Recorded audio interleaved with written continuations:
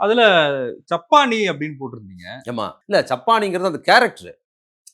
அந்த சப்பானிங்கிற கேரக்டர் ஒரு தோல் இறங்கி இருக்குது. கால் தடங்கி நடக்குறாரு. ரப்பர் செருப்பு தான் அவர் போடுவாரு.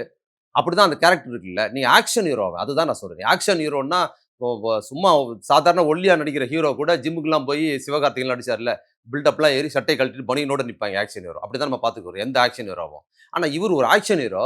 இந்த ஆக்ஷன் ஹீரோ பார்த்தீங்கன்னா, ஒரு சப்பானியா இருக்காரு. ஒரு பக்கம் தோல் சாய்ஞ்சிருக்குது. அ ஒ இன்னும் சொல்லப்போனா அப்புறம் கால் சாய்ஞ்சு நடக்குறாரு. இன்னொரு லுங்கி கட்டியிருக்கிறாரு. சட்டை அவருக்கு ஒழுங்கா போடத் தெரியாது. பட்டன பார்த்தீங்கன்னா மாத்தி போட்டிருப்பாரு. லவ் சீன்ல நடிக்கும்போது கூட நல்ல ட்ரெஸ்ஸா பண்ணிட்டு வரும். பட்டன் நல்லா பார்த்தீங்கன்னா, மேல் பட்டன் கீழ இருக்கும். கீழ ஒரு பட்டன் தொங்கி இருக்கும். இப்படிதான் வர்றாரு. அந்த டான்ஸ் மூவ்மெண்ட் அவ்வளோ சிறப்பா பண்ணியிருந்தாங்க. அந்த படம் அதனால தான் எனக்கு பிடிச்சிருந்தது. அவர் சப்பானியா இருக்கிறாரு. ஹீரோவா அல்லு அர்ஜுனா பெரிய ஹீரோ. அப்ப கனவு காட்சி ஒண்ணு கட் பண்ணு. கனவு காட்சியில அவர் வந்து டிப் டாப்பா கோட் சூட் போட்டு வந்து டான்ஸ் ஆடுறார். அப்படிதான் வைப்பாங்க. நீங்க ஒரு கேரக்டர் வந்து நீங்க சிவாஜி, எம்ஜிஆர் படத்துல நாட்டுப்புறத்தா இருப்பான்னு பார்த்தீங்கன்னா, கனவுல காணும்போது அவர் வந்து காஷ்மீருக்கு போவாரு. கலர் கலரா ட்ரெஸ் போட்டு வருவாரு. பயங்கர பந்தா வருவாரு. அப்படிதான் வரும். ஆனா அது பண்ணவே இல்ல. இவங்க லவ் சீன்ல இவங்க யோசிச்சு கனவு காட்சி காணும்போது கூட இதே சப்பானியோட தான் வராரு. அந்த டான்ஸ் மூவ்மெண்ட்ஸ் அததான் சொல்லியிருந்தேன். சண்டை காட்சி, பாடல், பாடல் பிரமாதமா பண்ணியிருந்தாரு. பாடலும், மியூசிக்கும் அந்த தேவிஸ்ரீ டிஎஸ்பி பிரசாத். தேவிஜி பிரசாத்.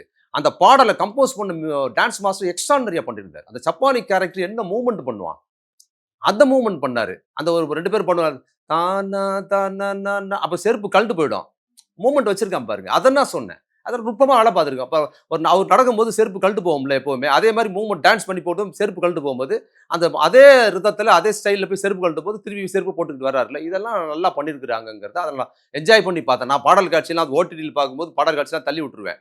பெருசா இருக்காது. சண்டை காட்சியும் தள்ளி விட்டுருவேன். இந்த படத்த முழுக்கவே பார்த்ததுக்கு என்னன்னா, நல்ல சுவாரஸ்யமா கட்டமைச்சிருந்தாங்க. அதுபோக இன்னொரு விஷயம் அந்த படத்துல பண்ணியிருந்தாங்க. ஒவ்வொரு சீனும் ஒரு கிளைமாக்ஸ் மாரி வச்சு பண்ணியிருந்தாங்க.